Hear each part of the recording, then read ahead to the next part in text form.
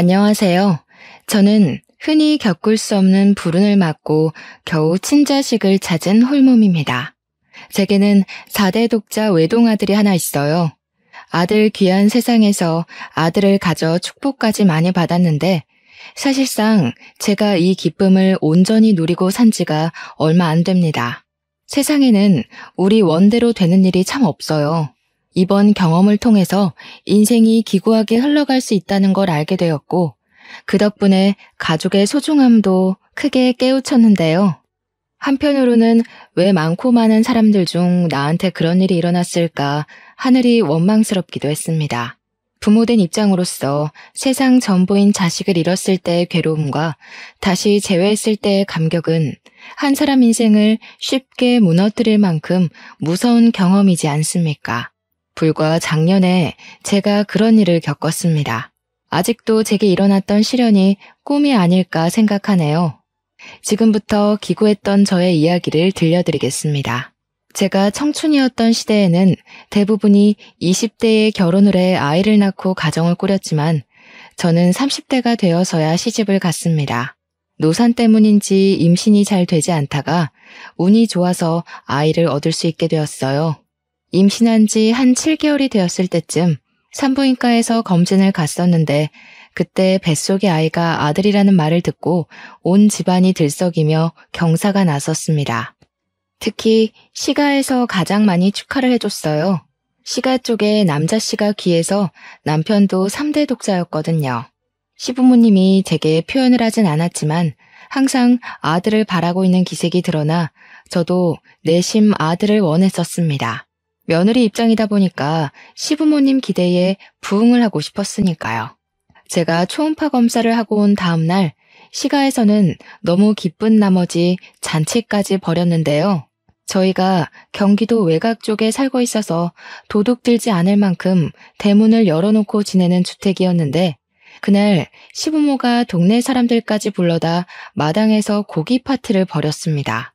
마치 조선의 왕후나 된 것 마냥 엄청나게 귀한 대우를 받아 저 또한 기분이 들떴던 날입니다. 그리고 제 남편 되는 사람은 보기 드물게 착하고 성실한 사람이었어요.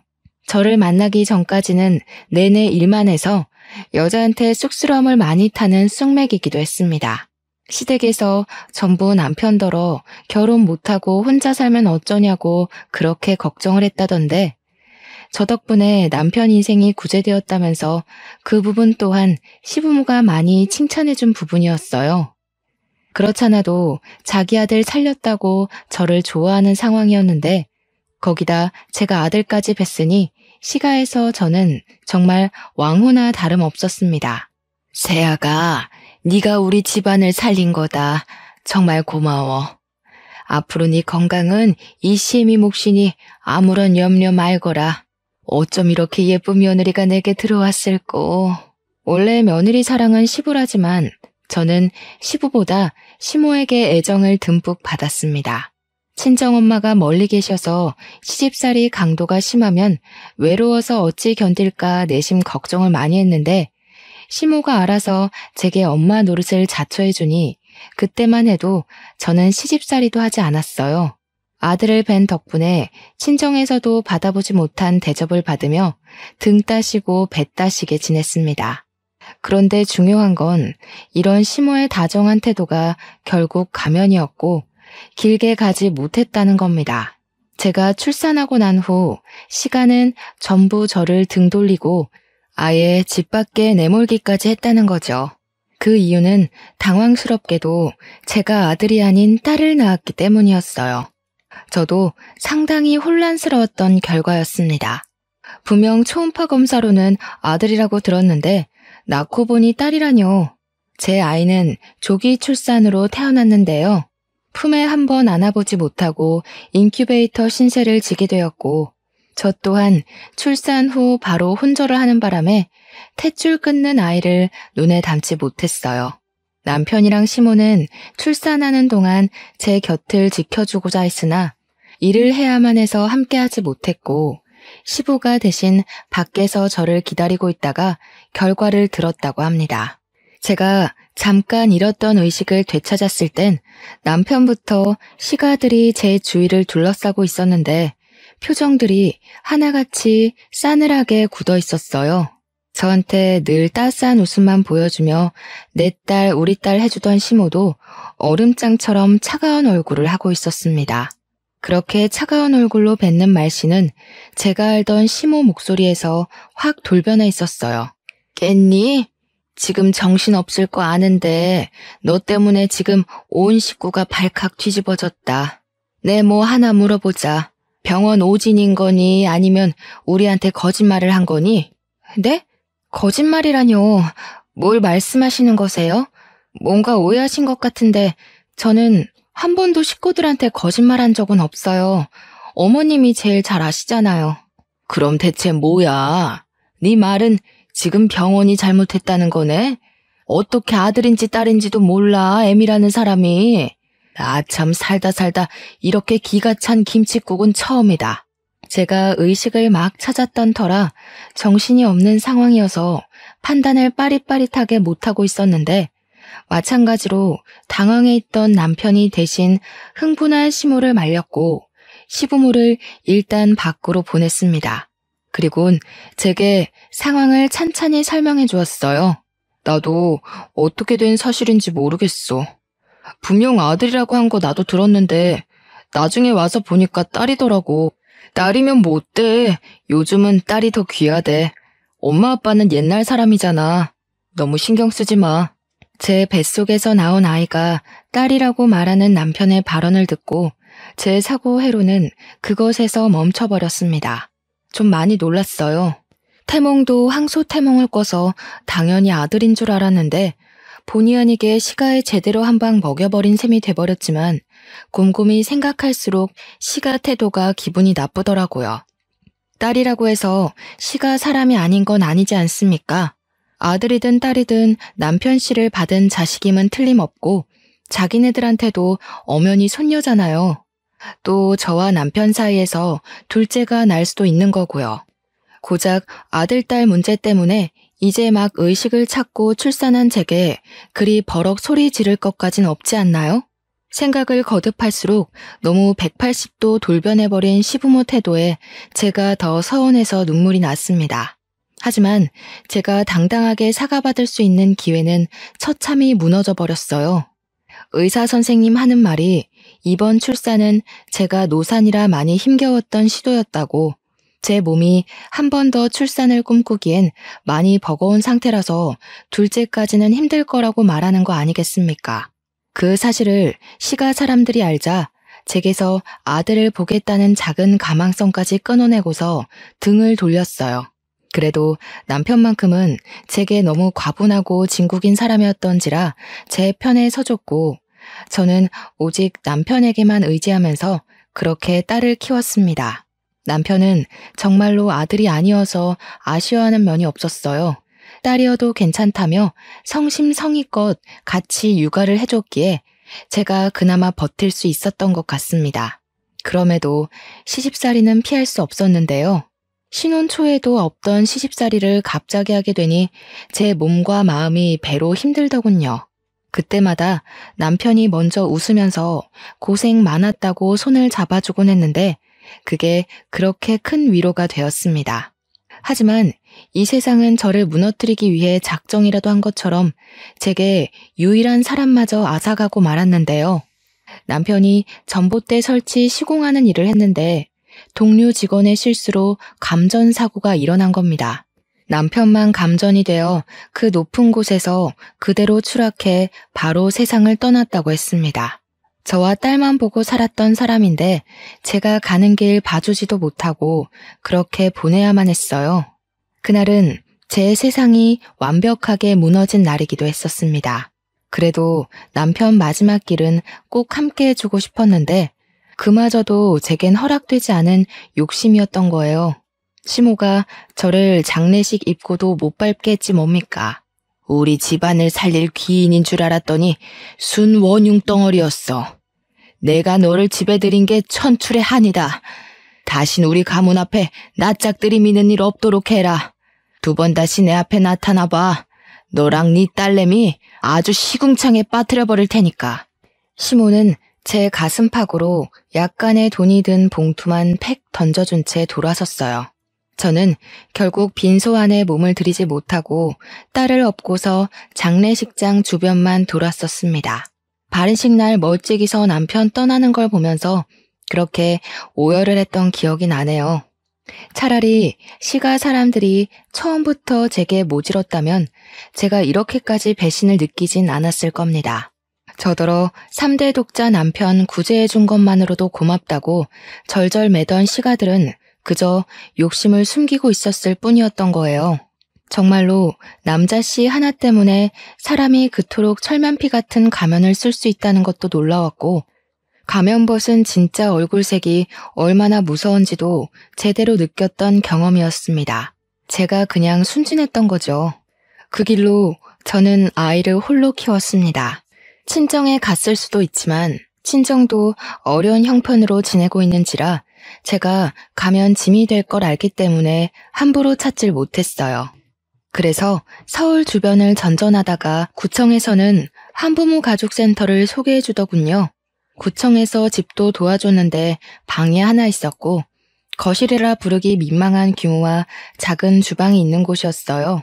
전에 살던 시가보단 열악한 환경이긴 했지만 추위를 피할 수 있다는 생각에 얼마나 감사했는지 모릅니다. 그리고 그 동네 단지에는 복지센터뿐만 아니라 저처럼 한부모 가정도 많이 산다고 들었습니다. 저는 아이를 키우면서 낮에 한 번씩 복지센터를 찾아가 다른 엄마 아빠를 만나며 일자리를 알아보기 시작했어요. 감사하게도 복지센터에서 일자리까지 소개받을 수 있었습니다. 아이를 떼어놓을 수 없기 때문에 집에서 하는 일을 소개받았는데 재택일이라도 체계적인 곳은 나름 근무복지가 잘 되어 있더라고요. 그렇게 제가 시작한 일은 호스피스 병동이나 특수아동, 기초수급자 집안에 보내는 비누를 만드는 것이었습니다. 처음엔 뜨거운 액체를 사용해야 되는지라 화상을 입기도 하고 손이 성치 않아 힘들었지만 그것도 시간 지나다 보니 금방 익숙해지더군요. 그 일을 하면 월 80에서 120만 원 정도 들어왔는데 구청 덕분에 집세는 안 나가고 복지센터에서도 지원받는 물품들도 따로 있다 보니까 저와 딸 둘이 먹고 살 수 있을 정도는 되더라고요. 저는 제가 입는 것, 먹는 것 아끼면서 딸애한테 최대한 남의 집 자식 하는 만큼 키우려고 노력을 다했고 아이가 유치원 다닐 나이만큼 컸을 때는 집 밖을 나가 일자리를 알아봤습니다. 집 근처에 빵집이 있었는데 거기 카운터로 들어갔다가 나중에는 제빵 일을 배우기 시작했어요. 빵 냄새가 좋기도 했고 또 우리 딸이 완전 빵순이라서 제가 빵집 일을 하는 걸 굉장히 좋아하더라고요. 딸은 저를 살게 하는 원천이나 다름없었습니다. 그래서 딸이 좋다 하니까 정말로 제빵 일을 해보고 싶더군요. 고민 끝에 저는 제빵사 자격증을 따볼까 싶어 공부를 시작했고 같이 일하는 제빵사님께 도움까지 청해 정말로 자격증을 따버렸어요. 제빵사님은 저의 성실함을 좋게 점수 매겨주셨고 고맙게도 제게 빵집을 키울 생각인데 같이 해보지 않겠냐 제안을 해주었습니다. 덕분에 저는 더 커진 규모의 빵집에서 본격적으로 빵을 만들기 시작했어요. 그 사이 딸은 중학생이 되었고 저와 딸은 점차 행복 궤도에 오르고 있었습니다. 하지만 역시 제겐 순탄한 길이 어울리지 않았던 거죠. 숨이 딸려도 행복한 정상에 빨리 오르고 싶었는데 결국 돌뿌리에 걸려 삐끗하게 되는 일이 발생이 되었습니다. 딸이 학교에서 과학 시간에 혈액형 검사를 했는데 실험 과정에서 자기가 A형이 나왔다고 하더라고요. 저는 O형이고 남편은 B형이었기 때문에 우리 사이에서 A형 자식은 나올 수가 없었어요. 딸이 아무렇지 않게 하는 말에 살짝 당황했지만 애들이 직접 했다는 실험이라는 걸 감안하면 분명 오류가 있었을 거라 생각이 들더군요. 그래서 그러려니 넘겨버렸습니다. 그러나 그 문제는 몇 년 후 제 발목을 다시 붙들었는데요. 그렇게 붉어진 혈액형 파장은 제 인생을 송두리째 흔들어버리고 말았어요.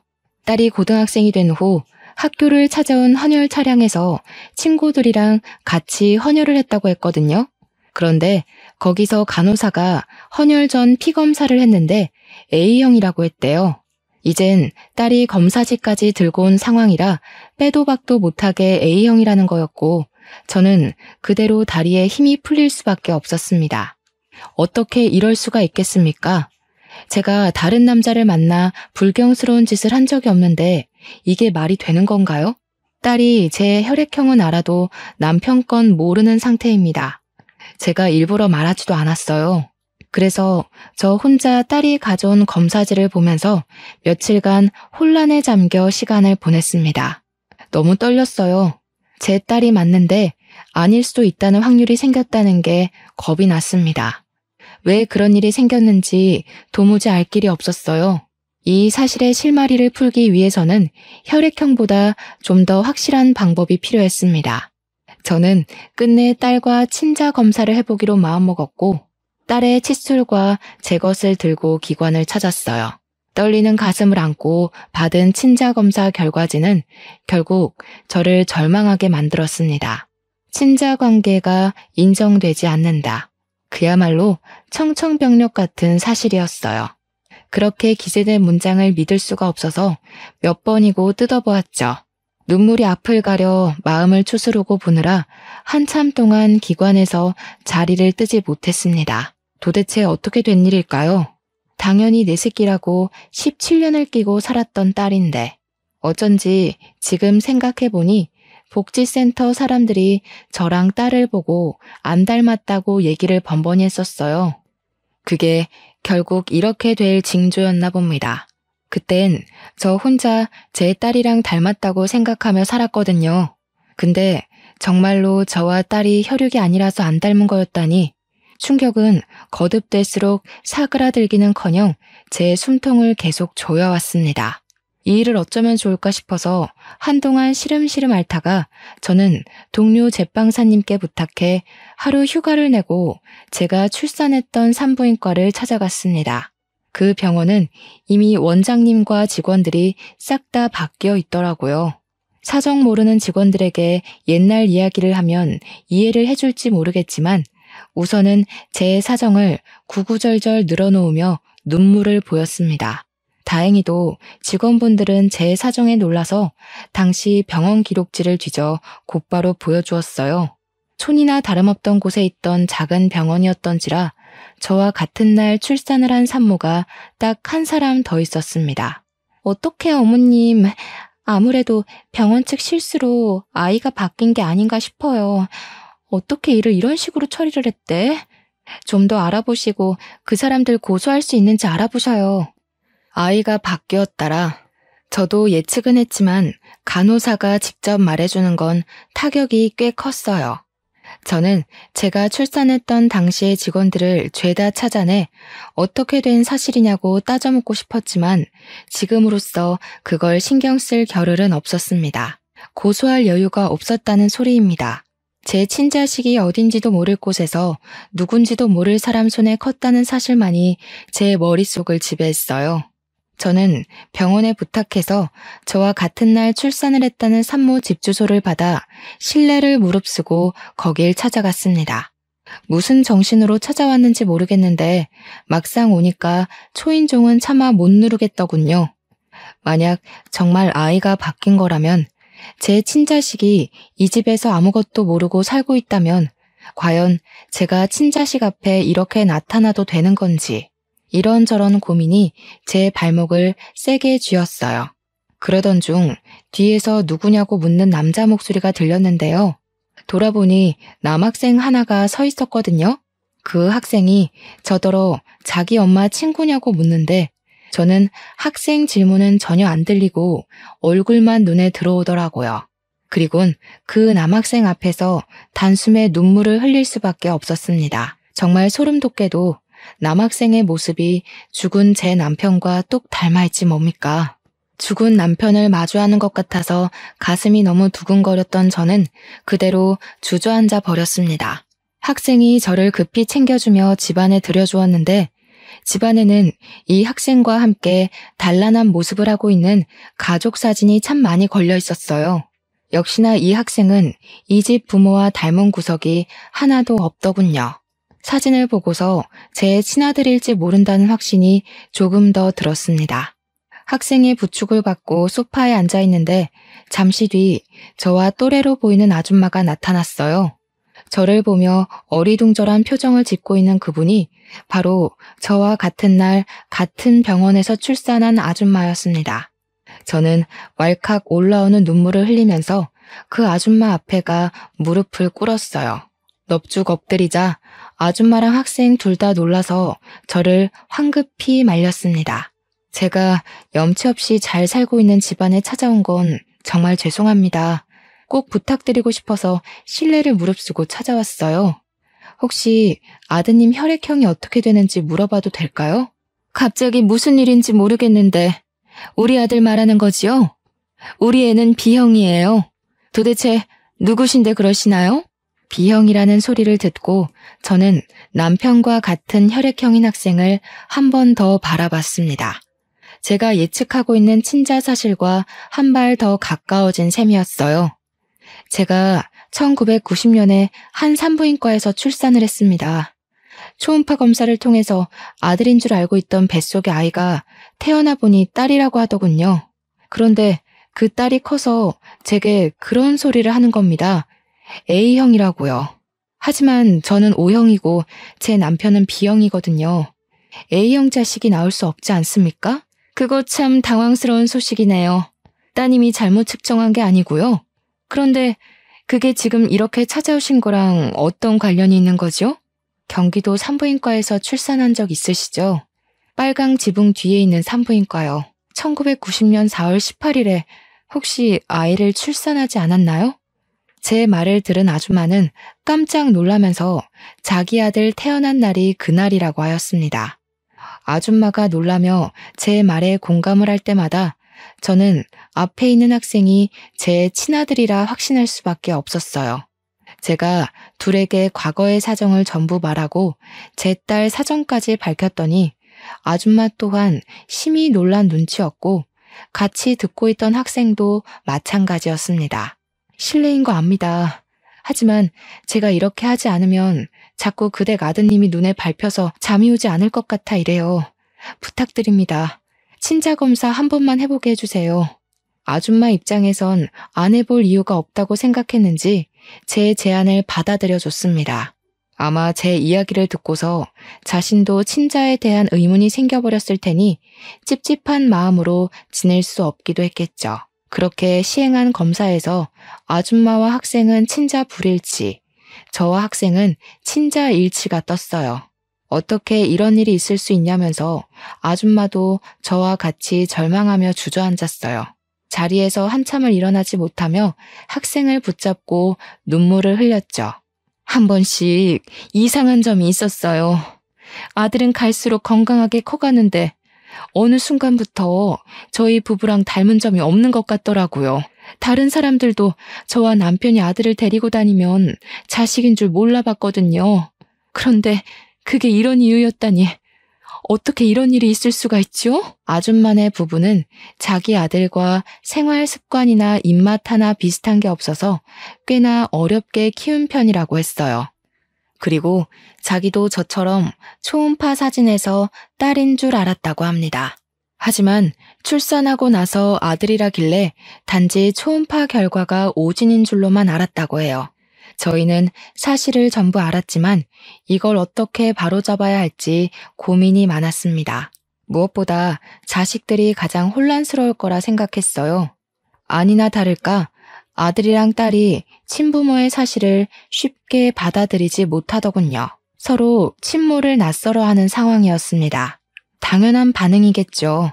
그래서 저랑 아줌마는 아이들에게 시간을 주기로 결정할 수밖에 없었고 서로 일주일에 한 번씩 같이 만나서 외식을 하는 날을 가졌어요. 이렇게 보니까 제 딸은 아줌마를 참 많이 닮았더라고요. 아줌마도 제 딸을 보면서 자기의 어린 시절을 보는 것 같다며 딸을 만날 때마다 눈물을 보였습니다. 저 또한 우리 아들을 볼 때마다 남편 생각이 나서 눈을 뗄 수 없더군요. 자식들은 어른들의 기막힌 실수를 이해해주고 이런 상황을 받아들이고자 노력을 보였습니다. 어쩜 둘 다 하나같이 착하게 커졌는지 모르겠어요. 발칵 뒤집혔던 순간도 시간이 지나니까 익숙하게 자리를 잡더라고요. 아들이랑 딸은 같은 동네의 고등학교를 다녔는데요. 제 빵집이 귀갓길에 있는지라 아들이랑 딸이 나란히 제 빵집에 찾아와 빵을 얻어가곤 했습니다. 그리고 어느 날 제가 매장 쓰레기를 정리한다고 브레이크 시간에 잠깐 밖을 나섰던 적이 있었어요. 그때 우연찮게 본 건너편 길목에서 익숙한 형상의 뒤태를 목격했는데요. 소름 돋게도 무려 17년이란 시간이 지났음에도 제 DNA가 과거의 상처를 고스란히 기억하고 있더라고요. 설마 하는 마음으로 건너편에서 얼쩡거리고 있는 할머니를 계속 지켜봤거든요. 역시나 할머니가 얼굴을 보이자마자 저는 손에 들고 있던 쓰레기통을 놓쳐버릴 수밖에 없었습니다. 손에 저처럼 쓰레기 봉투를 들고 있던 저 할머니, 아들 뵀다고 손뼉 쳐주고 딸 낳았다고 지랄했던 시모이지 뭡니까? 건너편에서 시모는 저처럼 쓰레기 봉투를 들고 냄새나는 소각장 주위를 맴돌고 있었습니다. 저런 일할 사람이 아닌데 차림새도 볼품없는 할망구 옷을 입은 게 제가 아는 시모 같다가도 낯선 모습이더라고요. 그리고 그 이후 저는 또 한 번 낯선 시모의 모습을 보게 됩니다. 저희 빵집 건너편에 고깃집이 하나 있는데 제가 거기 사장님이랑 이웃처럼 지내는 사이예요.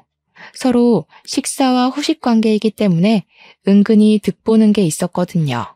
거기선 저희 빵집을 추천해주고 저희도 고깃집을 맛집으로 추천해주는지라 서로에게 늘 호의적인 관계였습니다. 그런데 그 상냥하고 털털한 고깃집 사장님이 시모 앞에서는 색다른 이면을 보여주었는데요. 할머니, 제가 일반 쓰레기에 음식물 섞어버리지 말라고 했잖아요. 못 살아 정말. 이거 다시 풀어서 골라 담으세요. 그러게 한 번에 잘했으면 1-2번 안 했을 거 아니에요. 앞으로 쓰레기 버리기 전에도 검사 맡으세요. 알았어요, 알았어. 내가 다음부터 그렇게 할게. 이거 이미 묶어버렸는데 냄새나게 어떻게 다시 풀겠나. 다음에 할게. 저희는 할머니 아니어도 일해줄 젊은 친구들 많이 구할 수 있어요. 며느리 생각해서 꽂아줬더니 해도 너무하시네. 이러면 나 며느리한테 말해서 할머니 잘라버릴 거예요. 시모는 고기 사장 앞에서 예 굽신대면서 쓰레기 봉투를 풀기 시작했습니다. 음식물 봉지 들고 오라는 호통치는 고기 사장 말에 앓는 소리를 내며 느릿하게 움직였어요. 그 모습을 보는데 과거에 기세등등하던 시모 모습이 온데간데 없어서 한참 놀라 보고 있었습니다. 다행히 시모는 저를 알아보지 못했고 발견하지도 못했어요.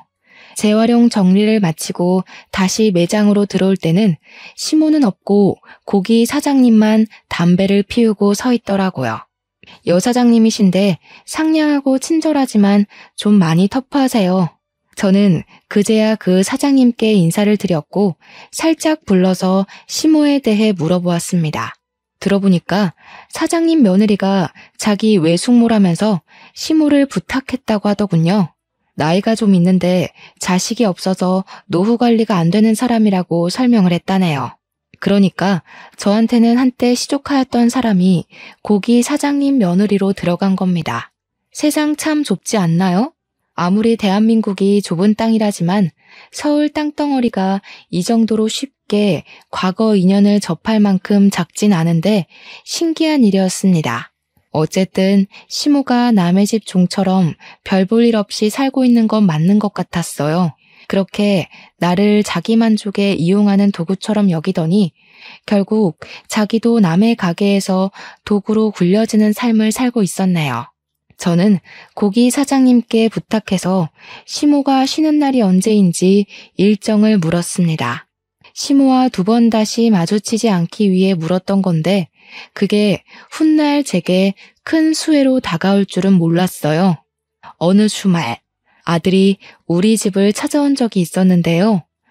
혼자 연락도 없이 갑작스레 왔길래 버선발로 뛰쳐나가 무슨 일로 왔냐고 다정하게 받아줬습니다. 아들 하는 말이 자기 아빠가 어떤 사람인지 궁금해서 왔다고 하더라고요. 갸륵한 마음에 감동받아 울컥했지만 너무 자주 눈물을 보이는 것 같아서 애써 참고 제 남편 사진이 담긴 앨범을 아들에게 보여줬어요.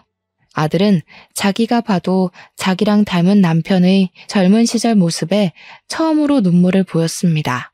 아빠 되는 사람이 친자식이 누군지도 모르고 돌아가셨다고 하니까 이상하게 마음이 쓰여요. 아빠라고 불러드리고 싶은데.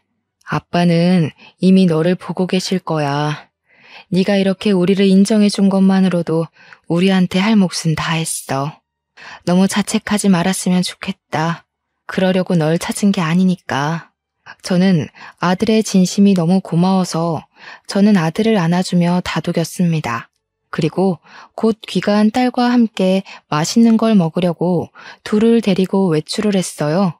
당연히 우리 빵집 옆에 있는 고깃집을 찾아갔죠. 시모 쉬는 날인 줄 알고서 찾아간 거였어요.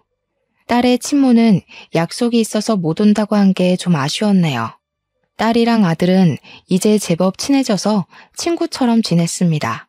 보고만 있어도 세상을 다 가진 것처럼 흐뭇하더군요. 그때 제 귀로 어딘가 익숙하고 소름 돋는 목소리가 들려왔는데요.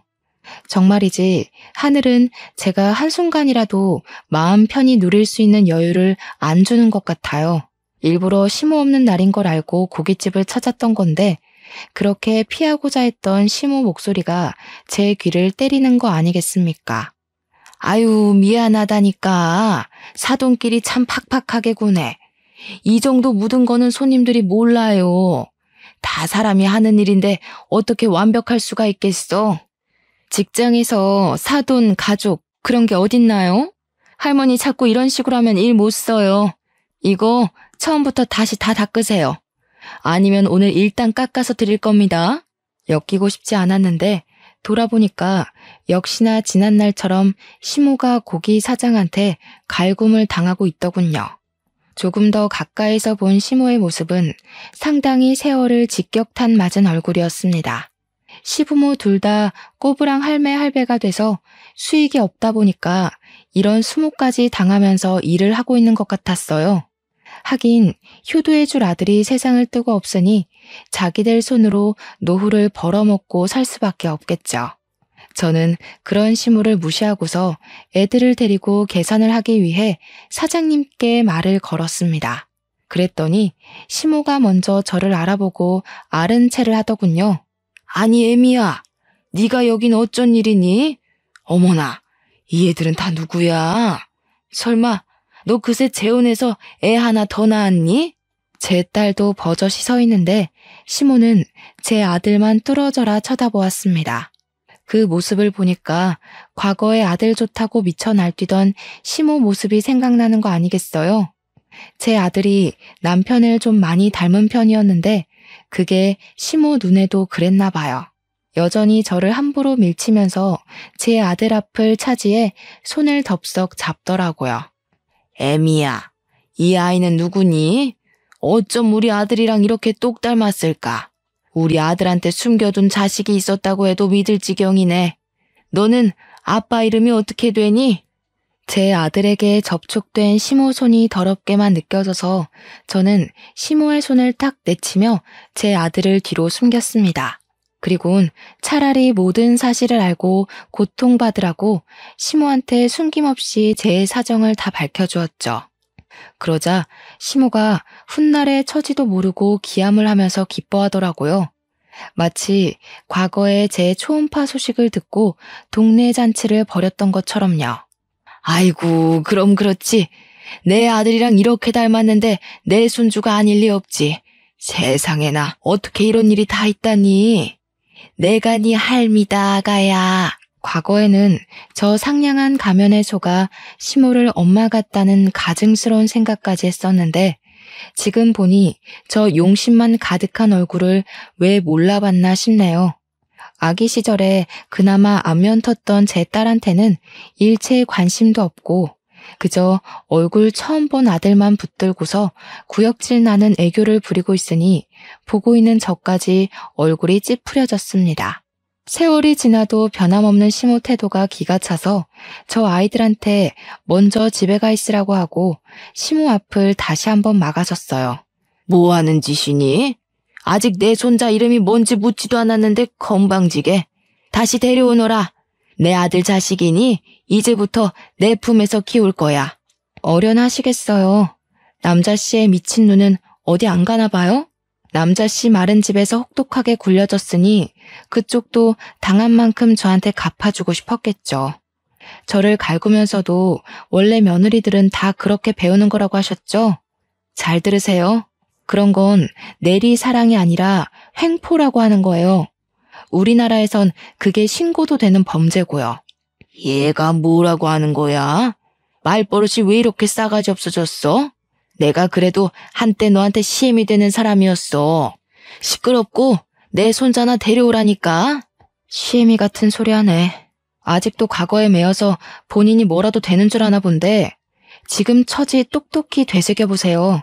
고기 불판이나 닦고 있는 주제에 떵떵거리면서 제 얼굴에 침 튀길 입장은 아니잖아요? 보아하니 남편 목숨값도 흥청망청 써버린 것 같은데 여기마저 쫓겨나면 거짓골 못 면할 텐데요. 시모는 제 말에 머리끝까지 열이 받은 얼굴을 하더니 곧 쌍욕을 내뱉었습니다. 제 멱살까지 잡으면서 저보고 또 자기 집 망하게 한 원흉이라고 자신이 이렇게 망가져 사는 건 다 저 때문이라고 옛날과 같은 소리를 하더군요. 하도 같은 욕을 많이 들어서 그런지 이젠 시모의 일관된 레퍼토리가 지겹지 뭡니까. 저는 힘 다 빠진 시모의 손길을 내친 후 사장님 손에 쥐어진 수세미를 냅다 뺏어왔습니다. 그리곤 시모 목덜미를 쥐어잡고 수세미로 시모 입을 벅벅 문대었죠. 도대체 몇십 년 동안 입을 안 씻고 살았대. 입 열 때마다 더러워서 듣기 거북하네요. 누가 누구더러 원흉이라는 건지 모르겠어요. 제발 주제 파악 좀 하시죠. 이 못된 성깔이랑 심술만 줄였어도 남편이 그렇게 쓸쓸하게 죽진 않았을 거예요. 다 늙어서 외롭게 고독사하고 싶은 게 아니면 제발 철 좀 들어요. 나는 시모를 팩 놓으면서 기름때 잔뜩 묻은 수세미를 시모 얼굴에 던져버렸습니다. 시모가 기침을 캑캑하면서 쌍심지를 켜고 저를 노려보는데 더 이상 저한테 덤벼들진 못하더군요. 아무래도 체력에서 차이가 크게 불리하다는 걸 느끼고 함부로 나서지 못하는 것 같았습니다. 우리 사정을 고스란히 다 듣고 있던 고기 사장님은 시모의 실체를 알고서 턱 빠지게 입을 벌렸고 시모에게 그딴 정신머리로 사니까 지금 벌 받는 거라고 양심 있으면 손자 같은 거 찾지 말라며 같이 호통쳐 주었습니다.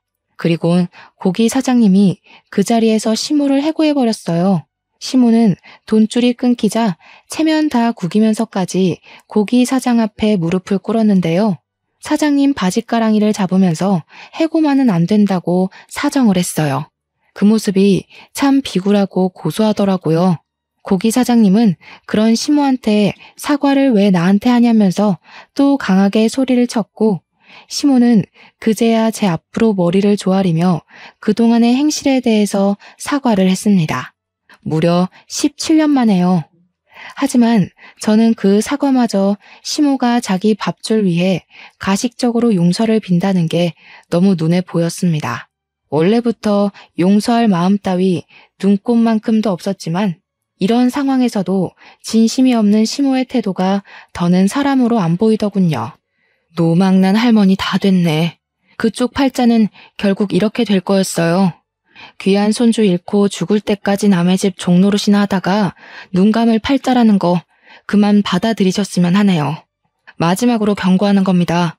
저나 우리 애들 눈에 2번 다시 띈다면 그땐 이보다 더 지독한 시궁창에 빠뜨려버릴 거예요.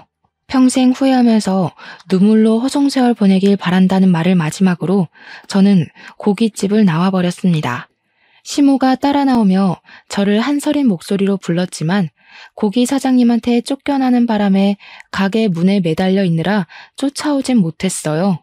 그냥 과거의 상처로 묻힐 줄 알았던 기억을 이렇게 다시 마주한 것도 놀라운데 제 속에 있는 할 말까지 다 해버리게 될 줄은 정말 몰랐네요. 시모한테 당했던 수모에 비하면 제 호소는 짧고 굵은 한 방이었지만 시모는 제가 따로 벌을 주지 않아도 이미 벌을 받고 있던 처지인 것 같아 충분히 속 시원했습니다. 제가 빵집 때문에 이 자리를 떠날 수 없으니 시모가 떠나주길 바라는 마음으로 2번 다시 나타나지 말라고 했거든요. 하지만 거짓골 대고도 제게 고개 빳빳이 들던 시모가 말뿐인 제 제안을 어디 지키겠습니까? 그래서 그건 제가 따로 고기 사장님한테 부탁했어요. 고기 사장님한테 얘기해 시조카를 통해서 시모가 영영 이 길목에 못 나타나게 만들었습니다. 다행히 고기 사장님이 시조카한테 시엄마 입장인지라 시조카가 고기 사장님한테 강력하게 주장을 못했나 보더라고요. 그러니 어디 감히 시모가 버팅길 수 있었겠습니까? 시자를 계급처럼 생각하던 시모는 결국 평생 시가 대접은 못 누려보고 외가 쪽 친척 나부랭이 정도의 취급만 받다가 저 세상으로 가겠네요. 시모를 쫓아내고 찾아온 평화는 생각보다 저에게 깔끔하고 시원한 기분을 만끽하게 해주었습니다. 이젠 저도 내 새끼들과 저 스스로를 지킬 만한 힘이 생겼다는 걸 증명해 보인 셈이기도 해서 제 자신이 얼마나 기특한지 모릅니다.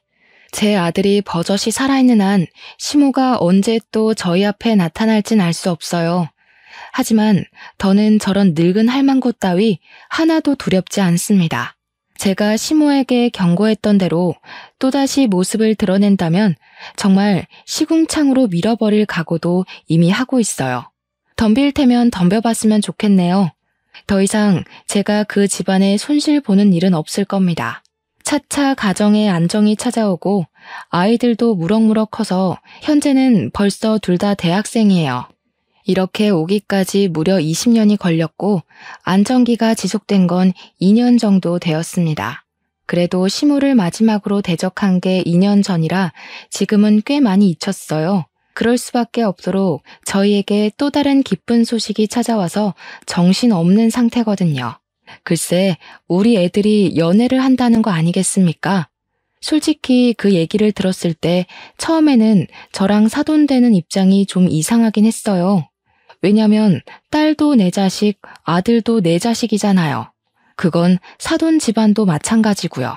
그래서 애들이 처음 관계를 밝혀주었을 때 당황하긴 했지만 법적상 문제없는 사이인 걸 알기 때문에 결국 저와 사돈 집안은 우리 자식들 사이를 적극 응원해주는 방향으로 마음 쓰고 있습니다.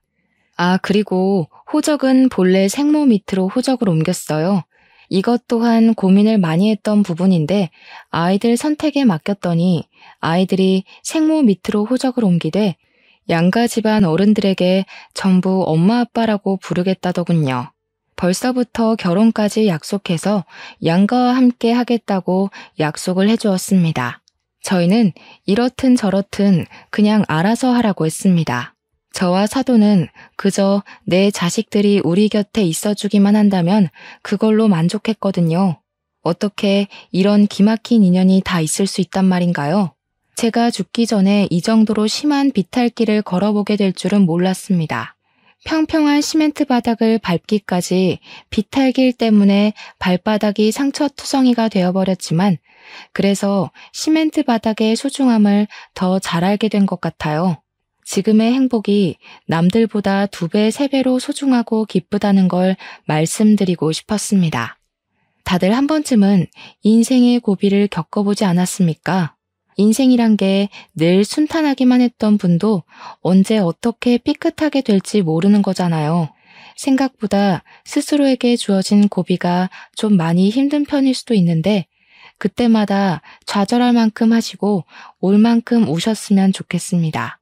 그리곤 탈탈 털고 꼭 일어나셔야 해요. 계속해서 일어나는 사람에게만 그만큼의 보상이 따르는 겁니다. 살아보니까 그래요.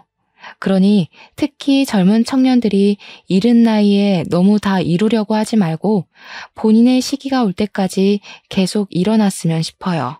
인생은 그렇게 살아야 되는 거더라고요. 인생의 큰 틀은 결국 모두의 공통점이란 걸 아시고 매사에 희망을 갖고 사는 사람이 되었으면 합니다. 그만 글을 마쳐야겠네요. 다들 늘 평안하길 바래요. 고맙습니다.